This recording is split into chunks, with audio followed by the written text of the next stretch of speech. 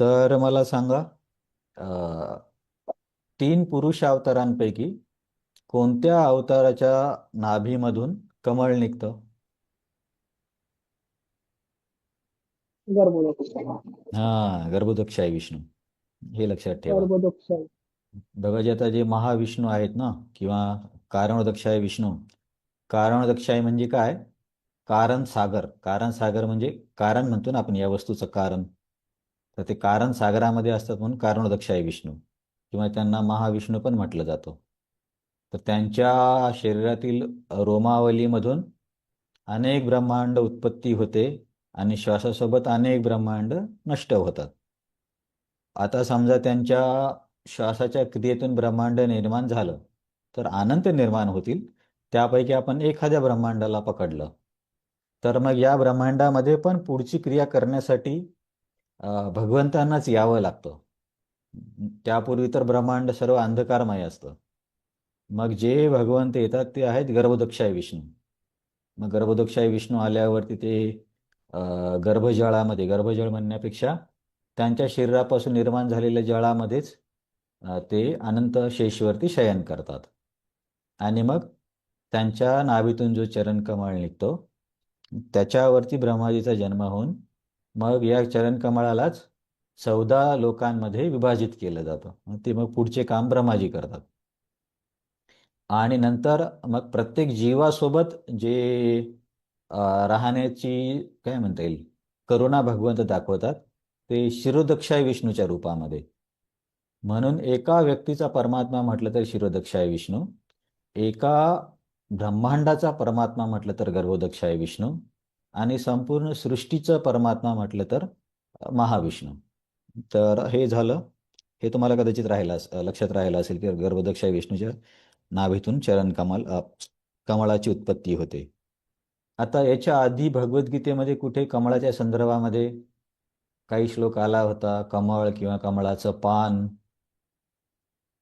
की व्यक्तीने अशा अशा पद्धतीने जीवन जगल्यावरती त्याला कमळाच्या पानाची तुलना किंवा उपमा देता येते? ठीक आहे, तुम्हाला कधीच आठवत नसेल, 4थ्या अध्यायामध्ये किंवा आहे, तुम्ही एकदा बघून घ्या. ब्रह्मणी आदाय कर्माणी संगम त्यक्ता करोति यः लिप्यते न स पापेन पद्मपत्रम इवांभस. की ब्रह्मणी आदाय कर्माणी. आता ब्रह्मणी म्हणजे ब्रह्म किंवा भगवंत, परम सत्य. ब्रह्मणी आदाय कर्माणी, त्यांना सर्व कर्म अर्पण करून जर कार्य केलं. ब्रह्मणी आदाय कर्माणी संगम त्यक्त्वा करोति यः. संगम म्हणजे त्या कार्यापासून मिळणारा जो लाभ आहे. संगम त्यक्त्वा, त्यक्त्वा म्हणजे लाभ सोडून दिला. जसे की निष्काम कर्मयोगामध्ये आपण बघतो ना, की कार्यापासून मिळणाऱ्या फळाची अपेक्षा हे लोक म्हणण्यापेक्षा हे योगी करत नाहीत. मग त्या श्लोकामध्ये काय सांगितले भगवंताने, जर असं कोणी वागत असेल, ब्रह्मणी आदाय कर्माणी, कार्य ब्रह्माला अर्पण करून संगम त्यक्त्वा करत इह, त्याच्या फळाची अपेक्षा नाही केली, तर अशा व्यक्तीला काय होतं? लिप्यते नस पापेन पद्मपत्रम इवांभसा. तर अशा व्यक्तीला कुठलंही पाप स्पर्श करू शकत नाही. तो व्यक्ती कसा असतो? जसे की कमळ पाण्यामध्ये असतं आणि त्याच्या पानावर किती जरी पाणी टाकलं तरी ते निघून जातं. म्हणजे पाण्यामध्ये असून सुद्धा कोरडं राहणं. तसंच जो व्यक्ती या चेतनेमध्ये, या भावनेमध्ये आपले कार्य करतो, ब्रह्माला अर्पण म्हणून किंवा ब्रह्मासाठी, आणि फळांची अपेक्षा न करता, तर त्या व्यक्तीसाठी कुठलेही कर्म त्याला पापकर्म होणार नाहीत किंवा त्याला पापस्पर्श होणार नाही. अ, कारण सर्वात महत्त्वाची गोष्ट हीच आहे, की त्या व्यक्तीची चेतना जर एवढी उच्च असेल, तर तो पाप करेलच कसा काय? तो सगळं सर्वत्र ब्रह्मच बघतोय सर्व क्रियांमध्ये, आणि त्याला काही हवं पण नाहीये. तर तिथं हा एक शब्द येतो, पद्मपत्रम इवा अंबसा. पद्मपत्र, पद्म म्हणजे कमळ, पत्र पान, कमळाचं पान. इव म्हणजे जसे काय. जसे काय म्हणजे का? की त्याला पाप स्पर्श करत नाही, जसे की कमळाच्या पानाला पाणी स्पर्श करत नाही. तर गीतेमध्ये हे दोन संदर्भ आहेत कमळाच्या संदर्भात. तो एक श्लोक ब्रह्मणी आदाय कर्माणीचा, आणि हा एक श्लोक कमलपत्राक्ष. तर हे तुम्ही नोट करू शकता तुम्हाला वाटल्यास. आणखीन कमळाबद्दल काही काही फार महत्त्वाचे म्हणण्यापेक्षा भक्तिमय काही श्लोक आहेत. तुम्हाला हे माहीत आहे की आहे का की एखाद्या सरोवरामध्ये जर खूप कमळ असतील तर त्या कमळांमध्ये कोणता पक्षी खेळतो? कावळा खेळतो का कोकिळ? बोरा. राजहंस का? हा. कावळा का, कावळ्याचा स्वभाव काय आहे? कावळ्याचा स्वभाव तर कचऱ्याकडे जाणे आहे ना, त्याच्यासाठी एक श्लोक पण आहे त्यांचं तीर्थस्थान म्हणून. तर याला आधारित कुलशेखर आल्वार, जे की श्री संप्रदायामध्ये 12 आल्वारांपैकी एक आहेत. आल्वार म्हणजे त्यांचे संत. तर 12 संतांना खूप महात्मा आहे. आता एक पुईगिई आल्वार आहे, अंडाल आल्वार आहे, कुलशेखर आल्वार आहे. तर आल्वारांच्या पण छान छान कथा आहेत. तर या आल्वारांपैकी कुलशेखर आल्वार हे राजा होते. तरी सुद्धा ते भगवंतांना आसक्त होते. आणि मग त्यांच्या जीवनातल्या बऱ्याचशा काही कथा आहेत, ते तुम्ही कदाचित ऐकलं पण असेल की कसं त्यांनी सर्व स्टोरी जर ऐकली भगवंतांची की ते युद्ध करायला निघायचे. त्यांना हे पण कळायचं नाही की आपण कोणत्या युगामध्ये आहोत. सीतेला हरण केलं म्हटलं की लगेच ते ऑर्डर द्यायची, चला लढाईला, आणि पाण्यात पण गेले होते. तर हे कुलशेखर आल्वार. तर या कुलशेखर आल्वारांनी नंतर राजत्याग केला. कारण त्यांच्या मंत्र्यांनी वैष्णवांना काय म्हणता येईल, अपराधी करण्याचा प्रयत्न केला, की त्यांना असं वाटलं की आपला राजा जोपर्यंत वैष्णवांसोबत राहील तो असाच वागत राहणार. त्यामुळे आपण काय करू की याची वैष्णवांमधली श्रद्धा कमी करूया.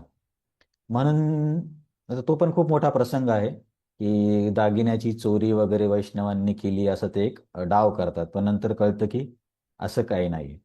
मग कुलशेखर आल्वारांना फार कंटाळा येतो की मला नाही अशा लोकांमध्ये राहायचं. आणि ते आपल्या मुलाला राजा करून मग श्रीरंगमला जातात. आणि त्यांनी लिहिलेल्या जे गीत म्हणण्यापेक्षा स्तोत्र म्हणतात त्याला, तर ते खूप प्रसिद्ध आहे आणि प्रभुपादाने त्याच्यावरती तात्पर्य पण दिलंय. आणि एक एक श्लोक असा गायण्यासाठी पण छान आहे आणि खूप अर्थपूर्ण आहे. त्याच्यापैकी एक श्लोक का आहे,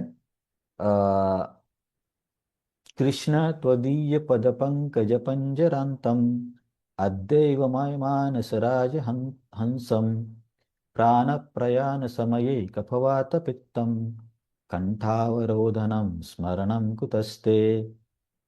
तर या श्लोकामध्ये हे कुलशेखर आल्वार, महाराज कुलशेखर, कृष्णा त्वदीय पदपंकज पंजरांतम, कृष्णा तुझे पाय कसे आहेत, कमळासारखे आहेत. त्वत्पदीय पंकजरांतम आद्यैव मे मानस राजहंसम, आणि तुझ्या या कमळांमध्ये माझं मनरूपी जे राजहंस आहे त्याला काय कळू दे की आत्ताच तुझ्या कमळांमध्ये त्याला खेळू दे.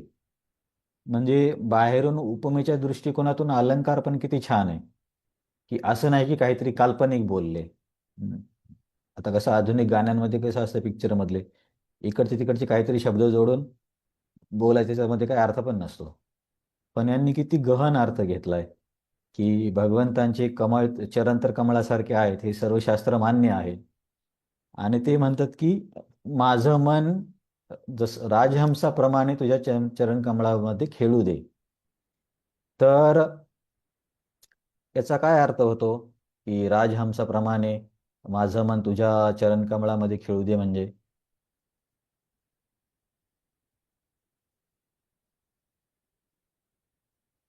काय अर्थ विलकेस? म्हणजे भौतिक दृष्ट्या इथं न लागता तर तुमच्या चरणावरच सारखं हा, म्हणून पाहिजे. हा, परफेक्ट. की इथं कुलशेखर महाराज काय म्हणतायत की बाबा आता की तुमच्या चरणामध्ये माझं मन लागू द्या. जसं की जो राजहंस पक्षी आहे तो फक्त कमळांमध्येच खेळतो. तो असं इकडे कचऱ्याच्या डब्यामध्ये इकडे तिकडे कुठे जात नाही. तर तसंच काय सामान्यतः आपल्या स्तरावर म्हणा किंवा भौतिक स्तरावर आपले मन कसे कावळ्यासारखे आहेत. जिथे कचरा आहे तिथेच आपलं मन जातं. आता कचरा आहे तिथेच मन जाते याचा अर्थ काय आहे? की समजा कोणी दुसऱ्याची निंदा करत असेल तर तिथे आपल्याला इंटरेस्ट वाटतो, परंतु क्लासमध्ये झोप येईल. त्याच्यानंतर जे काही चित्रविचित्र मूव्ही असतील तिथं काही बिलकुल कंटाळा येत नाही. न्यूजपेपर वाचायला कंटाळा येत नाही. काय वेगळे साप्ताहिक, मासिक, टी व्ही सिरियल, इकडच्या तिकडच्या गप्पा, हे सगळं काय वायसम तीर्थम आहे. वायसम तीर्थ म्हणजे कावळ्याचे तीर्थस्थान, भागवतमच्या पहिल्या स्कंदामध्ये सांगितले. तर सामान्यतः माणसाचं मन कसं आहे, नको त्या गोष्टीकडे जातं. म्हणून कुलशेखर आल्वार म्हणतात की माझं हे मन आत्ताच आत्ताच म्हणजे काही सद्यस्थितीमध्ये, असं नाही की नंतर मरता मरता आता मला हवं ते इंद्रिय तृप्ती करू दे आणि शेवटी तुझ्या चरणामध्ये मन जाऊ दे, असं कसं होईल. असं म्हणतात ना, life is preparation, death is examination. आयुष्यभर आपल्याला तयारी करायची आहे आणि तयारी किती झाली, खरंच झाली का, ते मृत्यूच्या क्षणी आपल्याला परीक्षा होईल. ती परीक्षा म्हणजे आपलं स्मरण कोणाचं आहे त्याच्यावरून. अचानक असं बदलत नाही. आयुष्यभर आपण जे काही संस्कार देऊ तेच आठवणार आहे. एकदम कसा काय बदल होईल. तर हे कुलशेखर महाराज म्हणतात की आद्य मानस राजहंसम. मग कोणी प्रश्न करेल, एवढी काय घाई आहे, तुम्ही राजा आहात, शक्तिशाली आहात, तरुण आहात, आता तुम्ही इतर गोष्टींकडे लक्ष द्यायला पाहिजे किंवा इतर सांसारिक सुखाचा आ- आनंद घेतला पाहिजे. तर त्याला कुलशेखर आल्वार पुढच्या वळीमध्ये म्हणतात, प्राण प्रयाण समये, की कृष्णा तू जर म्हणत असशील की आता तुझ्याकडे सर्व काही आहे, एवढी काय घाई आहे. जसं की आपल्याकडे सामान्यतः असंच म्हटलं जातं की भक्ती भक्ती आता काय घाई आहे, म्हातारपणी करायची असते. म्हातारपणी काय क्लास देतात ते ऐकू येत नाही, देवाचं दर्शन दिसत नाही आणि जायच्या कार्यक्रमात तर गुडघे दुखतात आणि काय म्हातारपणी हे करणार. परंतु सहसा लोक हाच युक्तिवाद देतात, म्हातारपणी करू. पण कुलशेखर आगलवर काय म्हणतात, प्राण प्रयाण समये कफवात पित्त. जेव्हा माझ्या शरीरातून प्राण सोडेल तेव्हा माझे जे त्रिदोष आहेत, आयुर्वेदानुसार कफ वात पित्त हे त्रिदोष मानले जातात. त्याच्यावरतीच आधारित तुम्ही कधी ऐकलं असेल की आयुर्वेदिक डॉक्टर म्हणतात की तुमचं वात वाढलाय.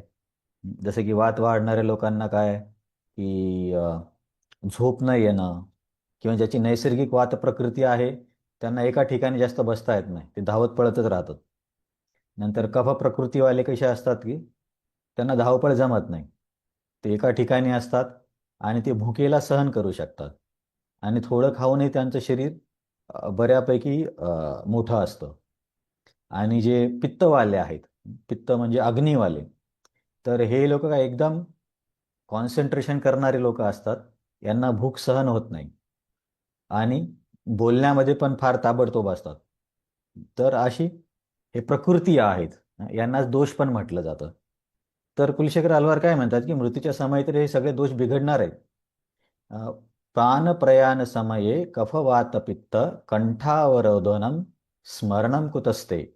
आणि माझा कंठ पण भरून येईल, हे तीन दोष डिस्टर्ब होतील, मग तेव्हा कुठं तुमचं स्मरण होणार आहे. अशा बऱ्याच ठिकाणी बघण्यात आले की लोकांना मृत्यूच्या वेळेस म्हटलंय की भगवंतांचं स्मरण करा स्मरण करा, पण नाही करू शकले ते. मरता मरता पण या व्यवसायाकडे तुझं लक्ष असू दे किंवा या मुलाच्या शिक्षणाला असं कर, हे सांगत बसतात ते. आता ते गेल्यावर यांना का कळणार नाही काय करायचं, पण तरी कसं असतं की जिथं आपण जी गुंतवणूक केली शेवटी तीच तीच आपल्या स्मरणामध्ये येते. म्हणून आपण काय भक्तीमध्ये भक्ती भक्ती भक्ती सगळीकडे तेच लावून देतो. प्रसाद पण भक्ती, कीर्तन पण भक्ती, यात्रेमध्ये भक्ती, वाचनामध्ये भक्ती, श्रवणामध्ये भक्ती, गाण्यामध्ये भक्ती, डान्समध्ये भक्ती, सेवेमध्ये भक्ती. हे उद्देश काय आहे की जीवनामध्ये सगळीकडे भक्ती असावी किंवा किंवा जीवन भक्तीमध्ये असावं. मग एवढं सर्व केल्यावरती अपेक्षा आहे की मनावरती सकारात्मक संस्कार होतील आणि मग शेवटच्या क्षणी आठवण करण्यासाठी मदत होईल. आणि समजा एखाद्या व्यक्तीने असे प्रामाणिक प्रयत्न केला आणि समजा त्याला शेवटच्या वेळी अचानक ॲक्सिडेंट किंवा असा काही मृत्यू झाला, तर त्यावेळेस मग भगवंत त्यांची स्वतः काळजी घेतात. यदी वातादी दोषेन मदभक्त नाच स्मरेन. हम्म. अहम तरामी मयाम गतीम. एक ओळ माझी विसरते. तर हे पुराणमध्ये देव सांगतात की जर समजा मृत्यूच्या वेळेस वात पित्त कफ खराब होऊन जर माझं स्मरण नाही आलं तर मी त्यांचं स्मरण करतो. तर हा झाला कमळाच्या संदर्भातला आणखीन एक श्लोक. आपण काय बघतोय की अं, अशी म्हणजे काय वर्णनात्मक श्लोक या अध्यायामध्ये कमी आहेत म्हणून या शब्दावरती जास्त भर देतोय.